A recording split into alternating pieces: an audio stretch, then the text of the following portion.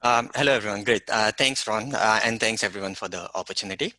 My name is Arshad Azim. I'm a cloud solution architect with Microsoft. I've been with the company for about a little over 2 years, and prior to that, I've been a developer in my past life. So I've been a developer for a number of years, pretty much in application development as well as some product development. So today we're going to talk about primarily a couple of different cloud native sort of design paradigms and options that we have in the Azure platform. Primarily, my focus today is on talking about serverless as well as containers, specifically Azure Kubernetes service, if we have some time at the end.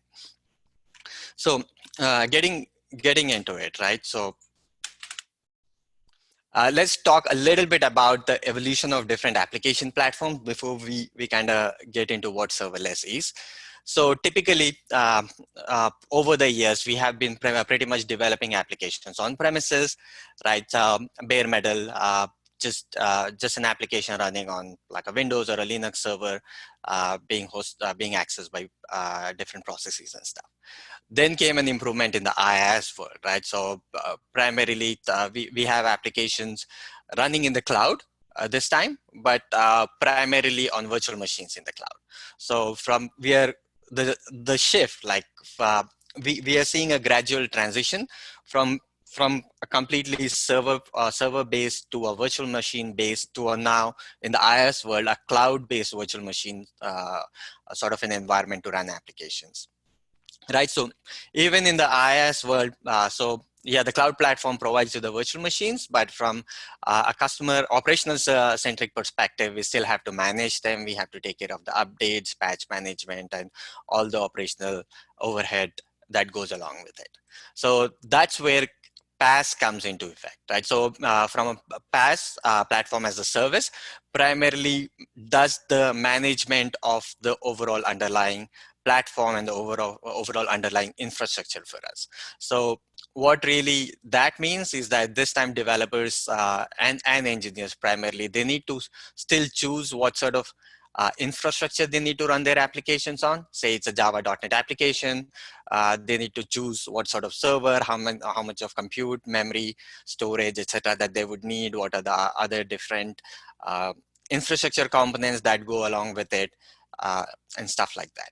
But the beauty of PaaS primarily is that things like operating system patching, update management, security in terms of like security updates, scaling issues, all of those can be taken care by the platform itself.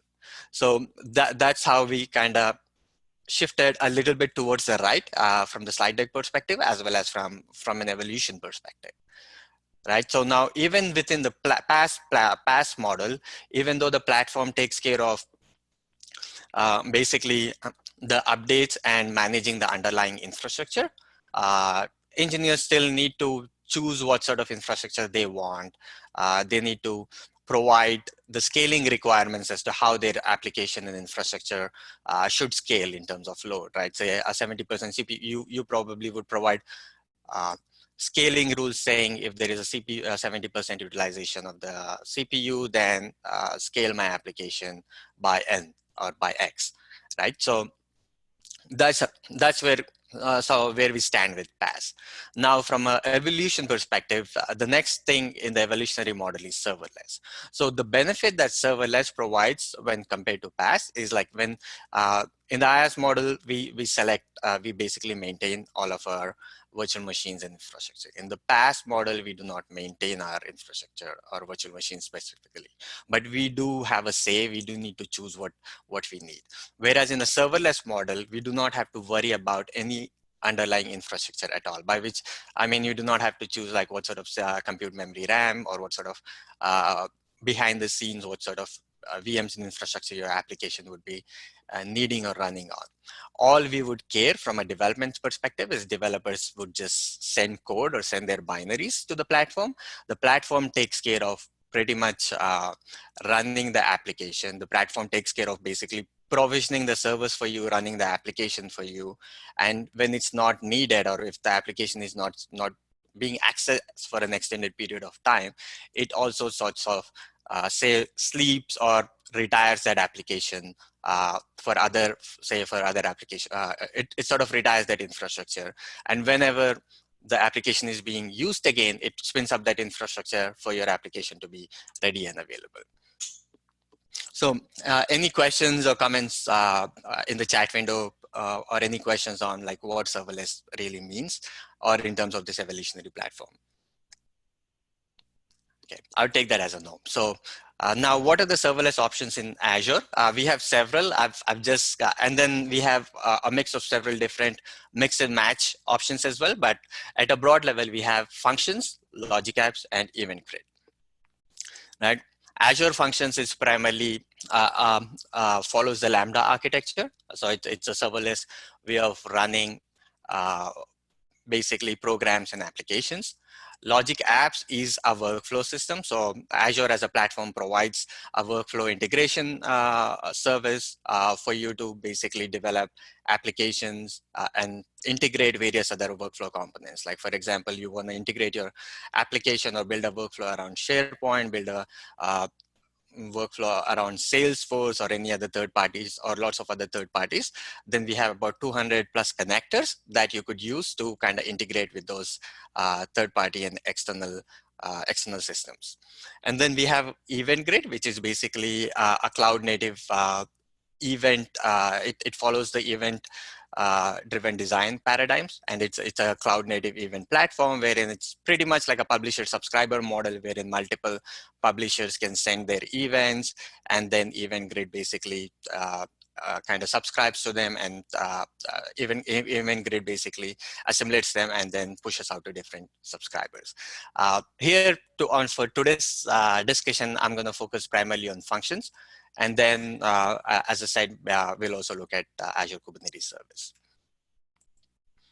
So what are the advantages of functions? So functions is our primary serverless model, right? And it doesn't mean like serverless doesn't mean there are no servers. It's just that all of the servers or all of that compute infrastructure is abstracted out to the developer or abstracted out to the engineers. So it provides that abstraction of servers. It is event driven and instance scale. So, and we'll touch upon this topic a little bit more as we go further in today's session. But for now, like functions are basically event driven. So you respond to a particular event. And then from a billing perspective, it basically provides micro billing. So what that primarily means is that typically when you run your infrastructure applications on standard infrastructure, it's built 24/7, or it's built for the amount of time that the servers are running. But what if, say, you have a couple of off-peak hours where the application is not being accessed, or even off-peak minutes and seconds where the application is not being accessed? So functions provides some almost to the second sort of billing, where we basically bill based upon the amount of compute and memory that each call to the function takes. So, and I think Azure from a model pricing perspective provides up to like 1 million requests for free of cost before it actually starts billing. But the takeaway here is it's a micro billing, sort of a per second billing model. So we could also leverage lots of cost benefits besides easier development, easier access to and pretty much no maintenance of the application platform. So as I was kind of talking earlier, right, as I mentioned earlier, within Azure Functions, developers provide application binaries, be it like a DLL executable, a JavaScript file, or a jar file, and things like that. And Azure provides the runtime for you. So based upon what your application is, for example, a Java application versus a .NET application. Java application would need JVM. So Azure, when it provisions the runtime for you to run your binary, it basically looks up for compute or a runtime that already has the JVM installed and stuff, right? So primarily, but all of that is sort of abstracted from the developers. So that's a pretty good advantage in my viewpoint. Then it's all events and trigger based. So what really happens from a functions use case perspective is it's an event driven model. So, and it's also a trigger driven model. So what by that I really mean is that say you have an HTTP request, right? That's sort of an event. A HTTP request coming in is a trigger. You could pretty much spin up a function. The function does its job and then goes back.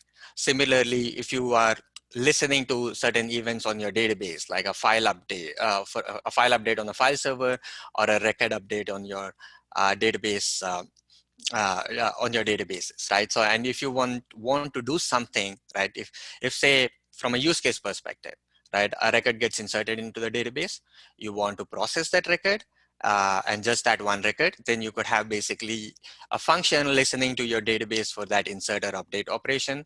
And when that happens, your function will basically run, do the processing that it needs to do, and then it goes back. So primarily that's what I mean by event driven or trigger based.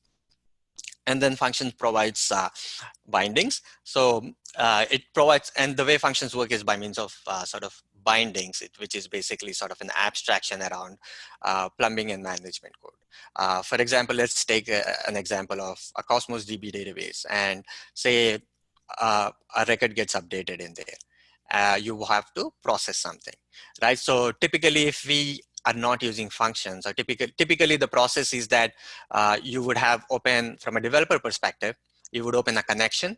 You would basically, there's a connection handle. You would perform operations on it, execute a result set or whatever, and then you would close that connection. So that connection handling code is quite a bit of plumbing code that goes in there.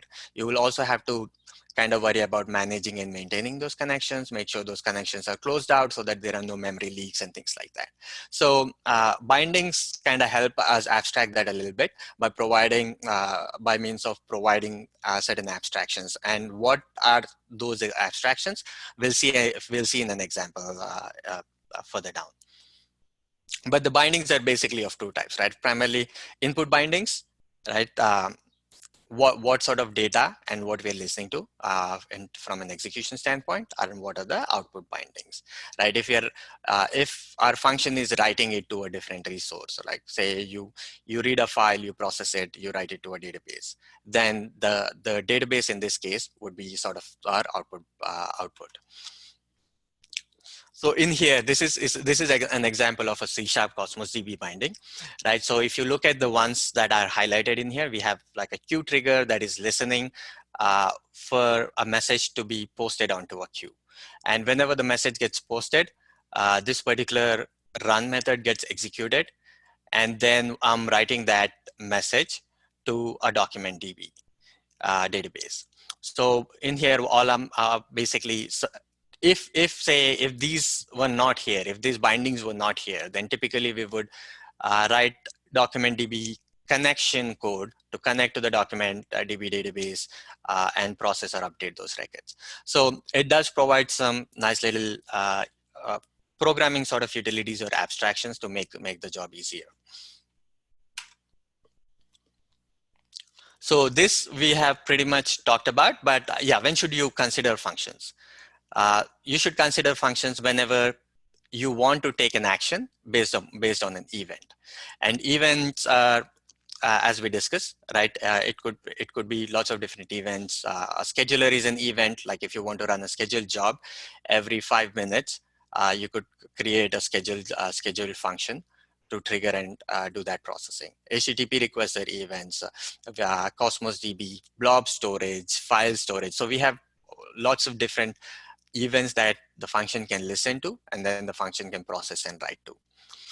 The second thing is, this is a task that I don't need full control of the underlying system. So remember, functions are basically running on the runtime. Your code is running on the runtime that is provided by the platform, in this case, Azure. So now, typically, if the developers are making certain assumptions about the platform, then they should not be making those sort of assumptions. Like, okay, what version of operating system is running on it? What other software is running on that particular infrastructure? If your code is dependent on things like that, then it may not make sense to really go for functions in that case, right? It may make sense to run it in a more likely on a VM. But the point that I'm trying to make here is, if there is an assumption, because since it's a platform that is provided by Azure, uh, you cannot, as a developer, developers cannot make assumptions and write code to those assumptions certainly about the platform and the underlying operating system on which, say, your applications are running. And then also have certain acceptance of latency variability, right? By which basically we mean that when I started this conversation, I said that functions are primarily so if the function is not being used or not being invoked for an extended period of time, it sort of goes into sleep, right? And then when somebody else invokes it, for example, you're not using that application, there's no HTTP request on that application for the whole weekend, and somebody tries to spin it up on Monday, or somebody tries to access the request on the Monday, or the application on Monday, because the function wasn't kind of went to sleep. It takes a little bit of time. It's basically milliseconds to less than a second, very less time, but it does take a little bit of time to kind of sometimes wake up, right? So, and that's only for the first request. But those are the things sometimes that you'll have to kind of keep in mind. Use cases, I was kind of jumping in and around, but we did talk about web APIs and mobile backend. Automating scripts in jobs, schedule jobs, or listening to primarily any sort of listening to a particular event or a particular system, processing and writing back to a particular event or particular system, or just going back to sleep, right? Those are the kind of automation scripts and jobs. Similarly, participating in pub sub sort of enterprise bus models. So in that previous example, we looked at like a code example wherein the function was listening to a queue. So you could basically use functions for such purposes, right? So all in all, it's being used like a glue between different systems, right? So if the use case is sort of an integration use case, wherein you need to plug in and have some integration component between two different systems, you could probably use functions for that.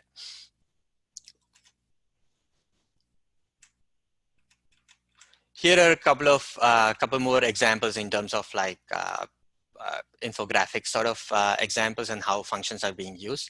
So real-time stream processing, right? So we are getting real-time data from all of these different devices, schedulers and stuff. Functions takes in the data.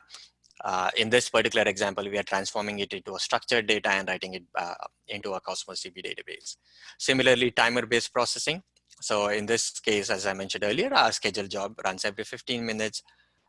This particular example, it's cleaning invalid data and writing it to a clean table.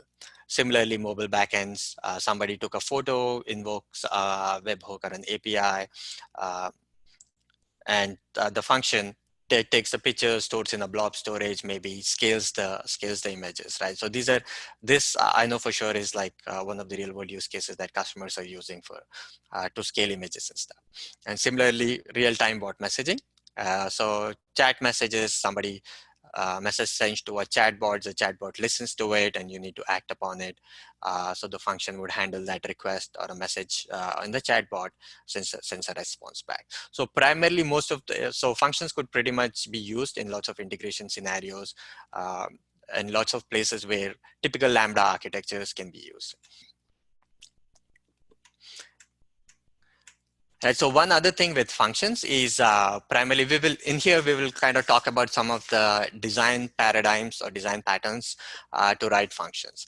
Right, so typically functions being platform being managed by the platform or being platform managed, right? So they are suitable for use cases that actually, for example, do one thing and do it really well. It's like you want to process something, do just that one thing, and then hand it over to the next component in your application architecture, right? So those are the kind of use cases that functions is really suited for, because the default timeout, I believe the functions within Azure, I believe, can run for about 30 minutes. So if there is like a bad, if you're doing some sort of like heavy ETL sort of processing that runs for like more than 30 minutes, then it may make sense to either break that process down into multiple functions, or maybe use different like virtual machines or PaaS sort of models to perform those operations, right? So, uh, so there are certain very really good use cases for it, and then certain anti-patterns for functions. So if like the over 30-minute a program that runs for over 30 minutes or a couple of hours would definitely be an anti-pattern for a function. So you'll have to kind of keep such things in mind. But however, right, if you wanna still um, say now if say you have a process that runs for two hours, and say if you want to make it serverless, cloud native, how would you do it, right? So there are certain different we have all of these different design scenarios or design paradigms around it. So for the first one of them is function chaining. And how does function chaining work is that so you basically call function A, the first function one, and then function one in turn calls function two, the output of function. So the function two would send an output that function one uses to call others. So basically from a function chaining perspective, you're going to use the output of one function as the input of the other function. Right? So that's how you basically create this chain of functions invoking each other. The other one, as we said, was like scheduler monitoring. So every on a scheduled job, we create a scheduled job function. It runs every on a particular schedule, does the processing. Event aggregation as well, right? So say a lot of different events are coming from different, say, IoT devices or different event sources. We could have a function that aggregates all of those events into one, maybe does change it into like a standard structure, a standard schema, pass it on to the next function. Fan out and fan in. Similarly, conversely, right? So if say there is a huge message coming in, an XML or a JSON message, you want to break it down into say different components. Like say you have a three structure, you have a message that has say three structures, right? So structure one, you may want to process it differently and store it in a database. Structure two, you want to probably store it on a queue, push it to a queue. Structure three, you may want to just process it and send out an email to a user or something, right? So you could basically take that one message and have basically break it down, have the function break it down and invoke multiple other functions to do the job, right? And eventually, if you want to aggregate or assimilate all of that data and send it out to an output function that does like the output handling of it, you could certainly do so. So that's the fan out, fan in pattern. And then asynchronous HTTP APIs. So somebody calls an HTTP request, function one handles it, and then function one, if it has to invoke another API, it could basically make an async call to the second API that is also running as an Azure function, and then have the response back. Similarly, we also have use cases around human interaction timeout. So for example, function request comes into a function, a human has to, for example, approve, reject, perform a particular operation. And when an approval button is clicked, you call in function X, where when the reject button is clicked, you call function Y. Things like that can also be, or use cases like that can also be achieved using functions. Yeah, in here, basically, I have like a code sample of durable function chaining. Functions has a very rich SDK, so you could pretty much use that to and to try out various aspects of these design patterns, right? So in this particular example, variable X, I'm calling my function F1. I call activity async function F1, and then I'm giving the output of the first function call X as an input to my second function call, right, F2. So, and so on and so forth. So this is how typically function chaining is kind of handled. Similarly, here is an example for fan out, fan in pattern. So there is a list of files that's as highlighted in yellow here. There's a file list. This loop kind of iterates, goes over that file and starts pushing each one of them like file copy to blob, right? So this could also be an async activity to call to another function. Then we basically wait for all of the tasks to finish before we say aggregate the results back. So that's an example of a fan out, fan in pattern. Right, and then sometimes some customers have asked me in the past, for example, what if all of these are applications, right? Application code. What if the application crashes? How do you handle it? So like I've done Java for a long time, and in Java we have something called as shutdown hooks that basically that basically get invoked for like cleanup operations before the JVM gets shut down. So similarly, we have cancellation tokens within functions. Basically, within the cancellation tokens, when say this is used just to level set, right? So primarily, you could use for any abrupt, you could use this graceful shutdown mechanism when say the to handle abrupt shutdowns of the system or abrupt shutdowns of your server, for example. Right, in this we have this, the SDK provides us a cancellation token.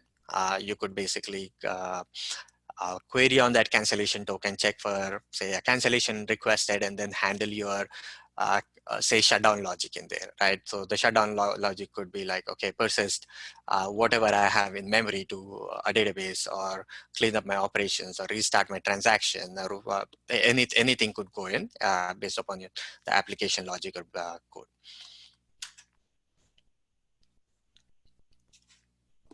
Also wanted to kind of talk quickly about the best practices for functions. So since, as I mentioned, right, so we have that 30-minute timeout limit. I don't know if it went up, but typically the general best practice or recommendation is to kind of avoid long-running functions, right? So instead use multiple smaller functions, as we saw.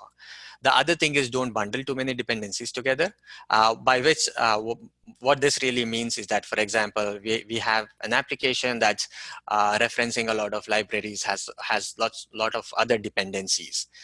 Now, remember, all of this is kind of loaded by the functions during function runtime when say the application starts up.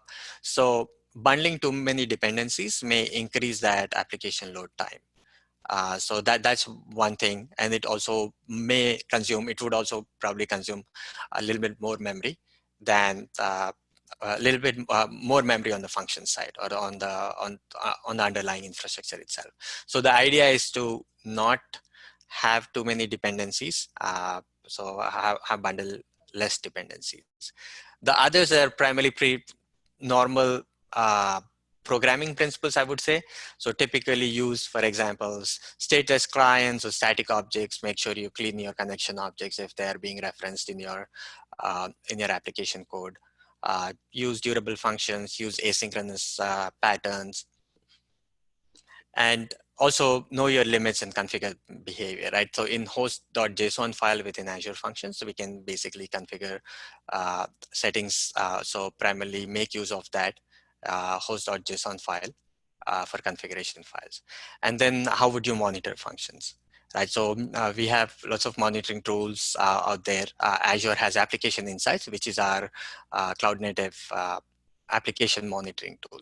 So you could use, so just to monitor your application code, monitor your underlying infrastructure, you use one of the monitoring tools. And in general, like the overall recommendation is to kind of follow good programming principles.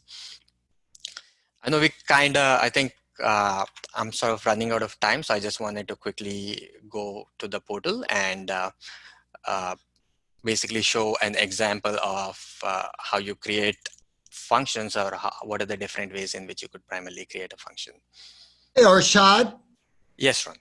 So we've got a good 10 minutes to do this demo, and it's a good example to show how relatively easy you can take advantage of all these powerful tools. So I'm excited to see this. Right, great, thank you.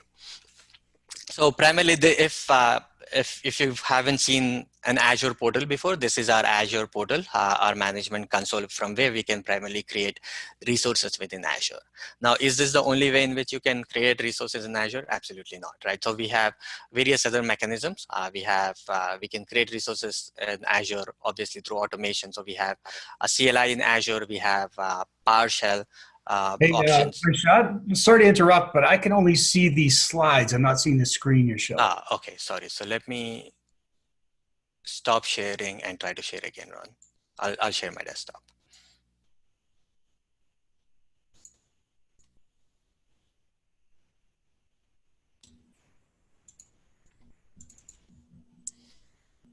Can you see my browser now? Yes.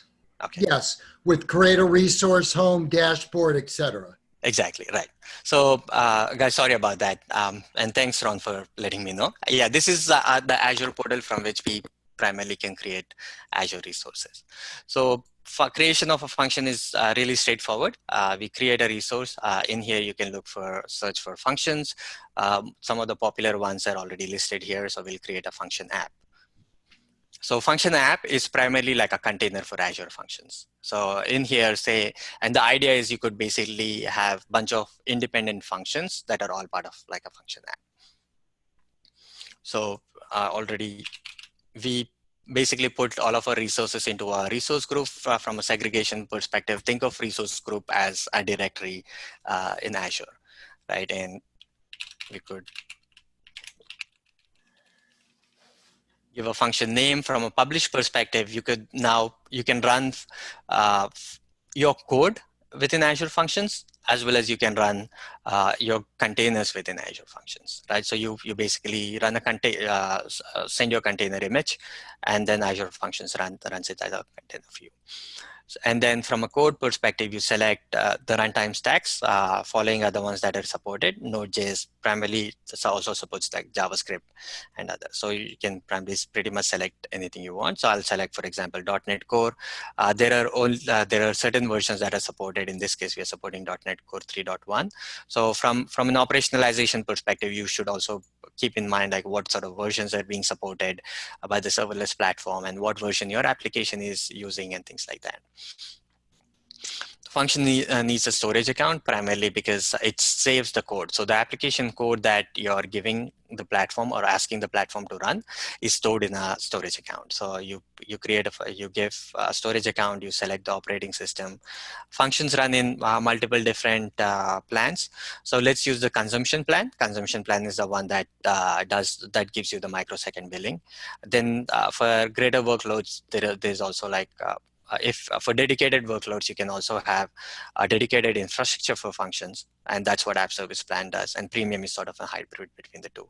But yeah, consumption plan would be good, primarily from a microsecond billing perspective. And we also have enable application insights. As I mentioned, this is our monitoring tool. So if I enable it, metrics application insights starts collecting metrics like CPU memory utilization, application utilization, and things like that.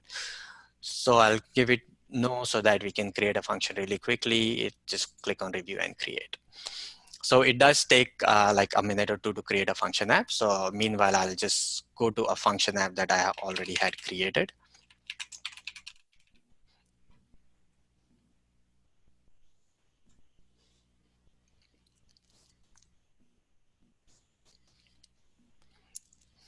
So this is the function app that I had created. So once the function gets created, this is the view that we get. And in here now, so we basically have functions, proxy slots, and then various other function apps in here, right? So what you could do